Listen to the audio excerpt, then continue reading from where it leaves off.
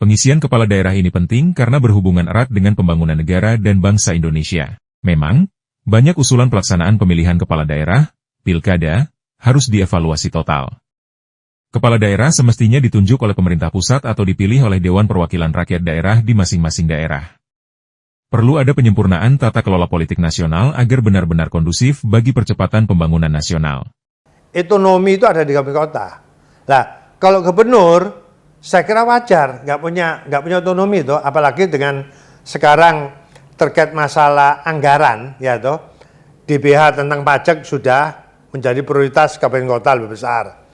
Dana transfer pusat daerah sudah berkurang. Apa yang kita kejar? Terus tujuan anggaran kita untuk siapa? Kalau saya bilang, sebenarnya kembali lagi kalau kita bicara anggaran kan untuk daerah, negara sekarang, APBN.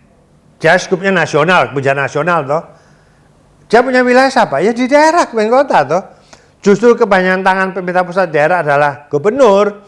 Maka gubernur saya pandang ini bisa dimaknai dengan pilihan melalui perwakilan DPR secara nggak langsung. Tapi untuk kabupaten kota, supaya figur calon kepala daerah dekat dengan masyarakat, saya tetap berharap kabupaten kota ini pilihan langsung. Nah, cuma sekarang partai politik sebagai pengusung harus konsekuen, harus konsisten. Karena apa? Dana pantolmu sudah banyak. Sudahlah, jangan dipalak lagi.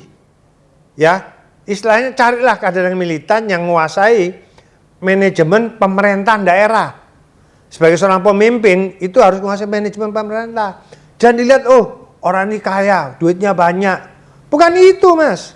Tapi bagaimana kemampuan dia itu menyelenggarakan manajerial untuk penegakan pemerintah. Itu lah, makna itu harus kita maknai gitu loh. Makanya kalau DPR itu sudah bisa memberikan satu pendidikan politik kepada masyarakat supaya masyarakat tidak menjadi pragmatis. Pilkada langsung dimaksudkan untuk mendorong demokratisasi di level warga. Pemimpin dilahirkan secara langsung oleh warga sehingga memiliki legitimasi serta tanggung jawab terhadap warga yang memilihnya. Menjadi amanah bertugas, tidak korup menjalankan roda pemerintahan, pun responsif atas kebutuhan masyarakat. Warga sebagai pemilih memiliki tanggung jawab untuk mengawasi kinerja pemimpin yang mereka pilih sendiri. Artinya, relasi yang sehat antara pemimpin terpilih dan warga pemilih akan terbentuk secara dinamis. Namun, perlu dipertimbangkan juga, penyelenggaraan pemilu serentak juga menjadi problematis dan menjenuhkan.